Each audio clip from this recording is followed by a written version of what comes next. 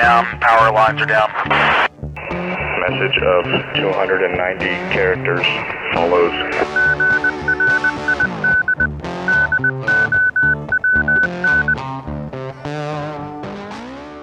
So GMRS is a licensed radio service. In order to get your GMRS license, you just pay the FCC $35 and you get your license.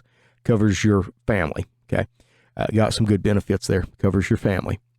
So it's $35 and they're pretty loose on the definition of family. So it's, your parents, your kids, your brothers, your sisters, that kind of thing can potentially all use your license. So $35, pretty good deal. Power limits. This is where GMRS does get a little confusing. But if you're buying like a Midland or a radio that's already configured for you, you don't have to worry about this. That's where doing something like some people do, where they'll use a commercial radio or one of the import radios and they have to program it. Well, they have to know all this stuff. So that's why buying a Midland, buying a Motorola, buying something like that's already squared away for you, you don't have to worry about this. But channels 1 through 7, you are able to use 2 watts, and those are narrowband channels. 8 through 14, you are still limited to 500 milliwatts, so a half of a watt, and that is a narrowband as well. And then 15 through 22 can be narrow or wideband, and you are limited to 50 watts. Those are also repeater outputs. GMRS does offer the option of using repeaters. Now, the repeaters you see on Amazon, oftentimes being sold as they're junk, okay? Real repeaters, okay?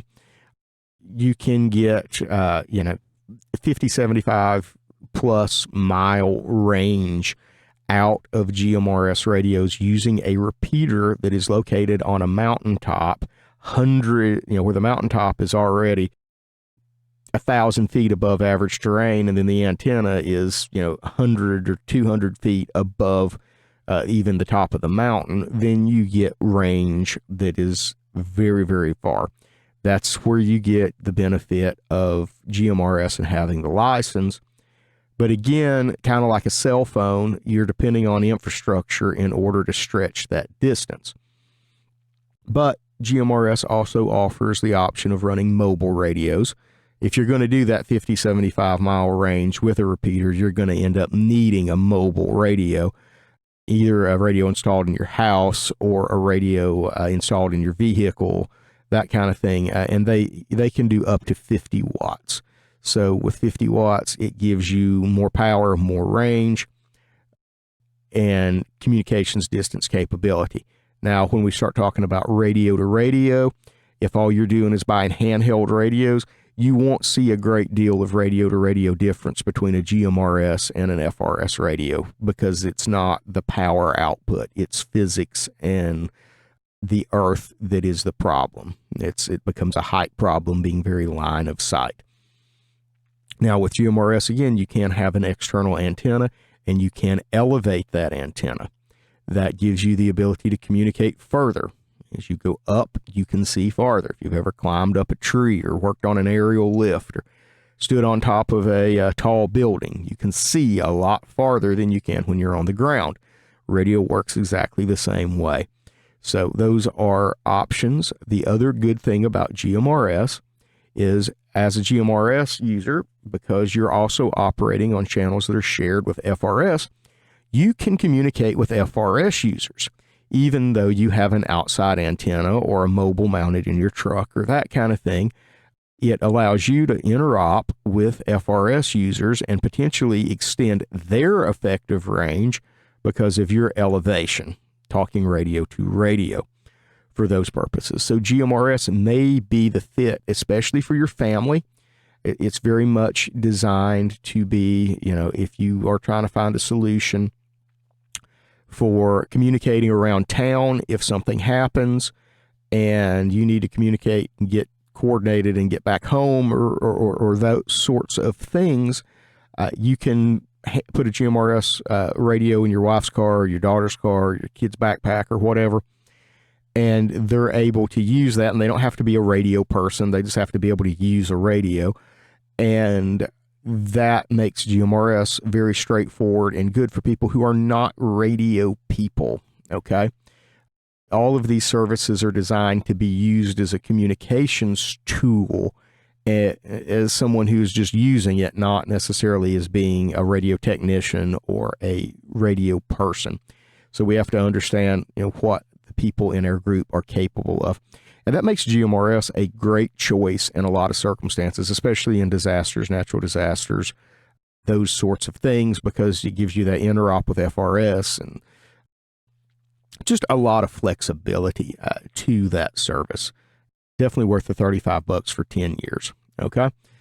Next, we're going to talk about amateur radio. Now, amateur radio covers a huge scope of technology and a huge scope of capabilities, way beyond the details that we can get into in this video. Okay.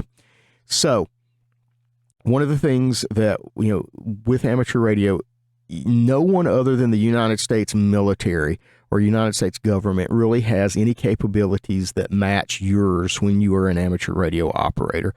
They have those capabilities. You have those capabilities.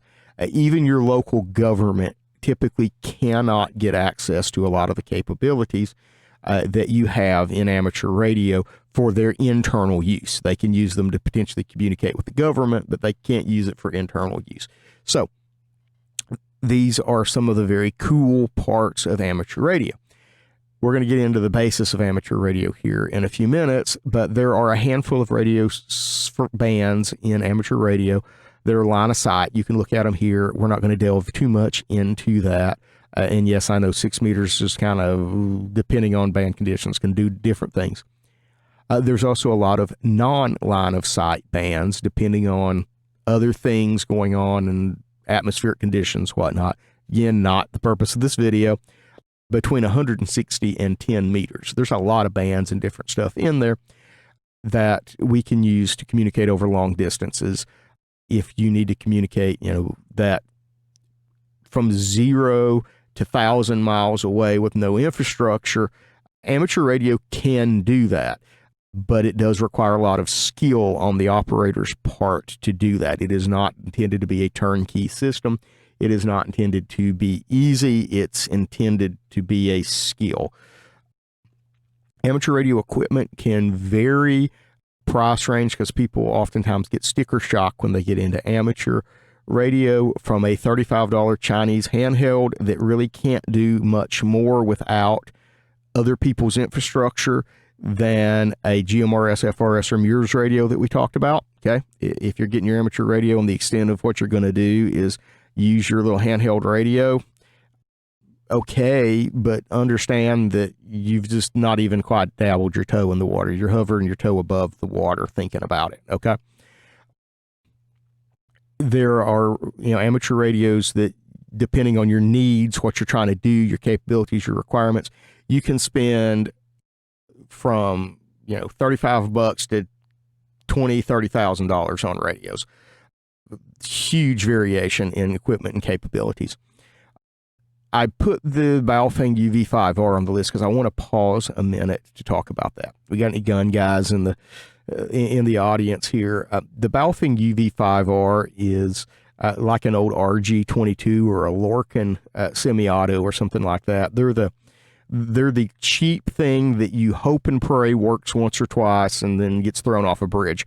It's not a radio that's designed to last. It's not a radio that's designed to get you through a tough spot. It's a radio that's designed to be carried around more than it's used and, likely get disposed of fairly quickly. And its performance is appropriate to that. It has a place, don't get me wrong, but it's also not a quality piece of gear because everybody, can you help me program my Baofeng? Well, yeah, but understand that this is, it's a gateway drug for a lot of people. And that's a good thing because it does get people into the hobby for cheap. They can experience it. It's also a great way to give somebody stuff. I've given away a lot of those over the years to folks because it's, it's $40. Okay, congratulations, you got your license. Here's a radio, get started. It's a way for, amateurs that want to get somebody into stuff to give them a loaner radio or just give them a gift that's not too expensive. Most of the big brands, Yaesu, ICOM, Kenwood, Motorola, quality amateur radio gear. Also, a lot of amateur radio operators use retired commercial public service radios. Sometimes you can get really good stuff that you can use. Sometimes that stuff's absolute garbage. So if you're new, there's a lot of complexities to that. Just wanted to throw that in there, really not in the scope of this video, but something I had on this slide. So I think it's important as we talk about amateur radio as one of your options that you understand the purpose of amateur radio. The FCC in the rules that you're supposed to read when you go to get your amateur radio license, because you have to take a test to get your amateur radio license, is, it gives you the purpose of amateur radio. And a lot of us are using it for that purpose, but the purpose of it is not to be a turnkey service. It's not to be an easy-to-use service. There are other services that fill those roles. The purpose of amateur radio is to build capable radio operators. So the basis and purpose, the rules and regulation of this article are designed to provide an amateur radio service having a fundamental purpose as expressed in the following principles. Recognition and enhancement of the value of amateur radio service to the public as a voluntary, non-commercial communication service, particularly with respect to providing emergency communications. So, emergency communications has always been a part of amateur radio to develop skilled operators that are able to step up for their community in a time of need. The continuation and extension of the amateur's proven ability to communicate in the advancement of the radio art. Okay, there is not any other radio service where you have only minor guardrails to keep you in check, that you are allowed to experiment with new technology, new software, new equipment, anything that you want without having to have the FCC approve it first. That is completely unique to amateur radio. If you want to develop and design a new antenna, if you want to develop and design a new radio, if you want to develop and design a new digital modulation method, you can do it and you can test it in the amateur radio spectrum as long as you stay in kind of the buffer guards to not interfere with other services. And that is unique completely to amateur radio. So understand that that's why things are not easy in amateur radio in a lot of ways, because there's no guardrails. It's there to experiment and learn. So C, the encouragement and improvement of the amateur service through rules which provide for advancing the skills in both communication and technical phases of the art. There's not a lot of places for people to learn the things that are needed in the communications world to make technical radio work. And amateur radio is a place that people can learn that stuff if they want. It's a place they can experiment and develop and test, like we said before. And also it's to expand the existing reservoir within the community of trained operators, technicians, and electronics experts. So these last two are the kind of ringers of amateur that we need to remember when we go, this is complicated. It is designed to expand the pool of technicians and electronics experts. If you're looking at this and going, I don't want to be a technician or an electronics expert, I'm not saying don't get your amateur radio license, but realize that you're stepping toes into the world of where that's more the expectation in certain circumstances and circles than the anomaly, that you are able to do more technical stuff. That's why we hear amateur radio always works. It's always there in emergencies. Well, it's not because of the equipment. Like I said before, the military and the government have capabilities equivalent to all of this stuff. What they don't have is a excess of technicians and electronics experts that are capable of keeping this stuff running in a pinch. They have one or two technicians and experts for every 100 or 2 users. So that's part of why we're able to keep this stuff going, because we can just go set it up and make it happen, where the other guys just are able to push the button. So, and then last, it's, we're able to communicate across borders with amateur radio, and that's a unique ability to enhance international goodwill and build interactions with people in other countries. And this was very true prior to the internet. This is also why that you see things. The other day, there was an article running around about radio amateurs in Belarus being rounded up and charged with treason. Okay, governments that don't like freedom are afraid of amateur radio because amateur radio operators are able to cross international borders with communications without the government filtering what they say. So if they want to cover something up, the first thing they do is go after amateur radio operators in many cases. Now, we've talked about amateur radio. It's capable of the world of stuff. We'll do more radio videos on that because that's kind of what I'm doing more with my channel, but I want you guys to, kind of know a little bit about amateur radio. Business band. So if you own a business, you can apply for a business license where that you are given a frequency out of a pool of frequencies reserved for businesses. Now, there are two types of those. One is a coordinated frequency. If your business is in a fixed location and you are not moving outside of that fixed location, you can coordinate a frequency pair for a repeater. You can coordinate any of those things, and there should not be anyone else in your area on the same frequency. It is yours in that area. There's a cost associated with that. It's a bit steeper than the other things we've talked about, but if you have a business, it is an option. It's tax write-off. If your business moves, then there are other options with what are with frequencies called itinerant frequencies that are, you have no promise of not receiving interference, but there are a pool of business frequencies that you can request access to the ones you want and get a license for, and then you can use radios on those business band frequencies. But again, being itinerants, they're intended for businesses that move around, like say you're producing concerts or you're, maybe you're a timber company that needs something that you can move from place to place. There's a lot of things like that. And the line, whether you need coordinated or not coordinated, kind of varies a little bit, but there are options there. In the business band, encryption is totally legal. Some of the other services we've talked about, you can't encrypt stuff. In the business world, you can encrypt all you want to. It offers more privacy, and it offers, some benefits on that front of your users don't have to be licensed. The business holds the license, and then they can assign who uses that license. So any of your employees, whatnot, you can use the business band radio for that. So if you own a farm, as a lot of folks in kind of the preparedness world into the permaculture, other things like that then certainly worth looking potentially at business band. There are frequencies available in low band VHF, UHF, and maybe even a few still up in the top end of UHF as well.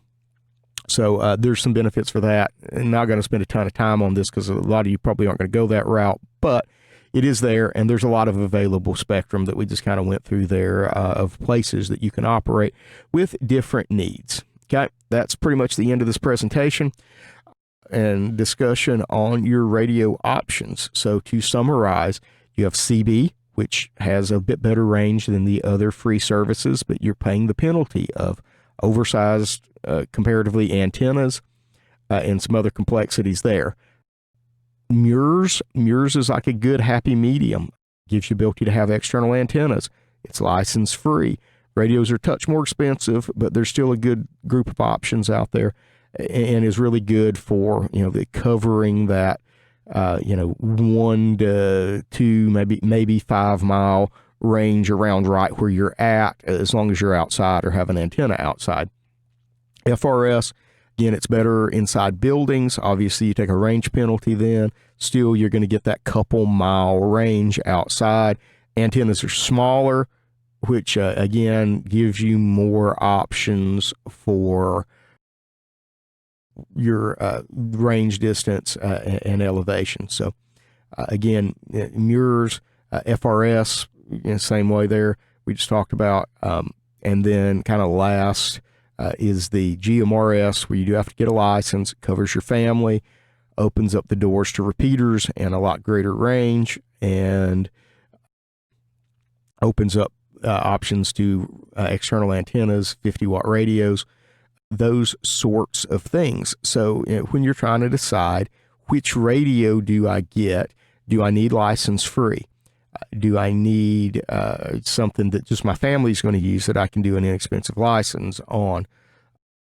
Which of those kind of fits my goals? Do I need outside antennas to make the distance I need to go on my property? Or can just a group of handheld radios work just fine? So those are the things to look at. Amateur radio, do I personally want to take this step into a much more advanced world of radio and start learning a lot of these skills in order to become the radio person for my group or my community and train other people to do this sort of thing? So, you're stepping into a little more with that. And then, of course, last, businessman. If you got a business and you want to look that way, that is an option. So you got to kind of calculate and consider all of the possibilities and needs for who your operators are, who your users are, what your situation is. And I'll do another video where we go a little bit deeper into that soon. Thank you guys for watching. If you've made it all the way to the end and not bailed on me, I appreciate that. Don't forget to like, subscribe, and share this with people that you know that may be trying to decide, okay, which one of these services do I need to get? Get a little bit of the pros and cons of all of them. You guys are having a great afternoon. This is Grid Down, Comms Up.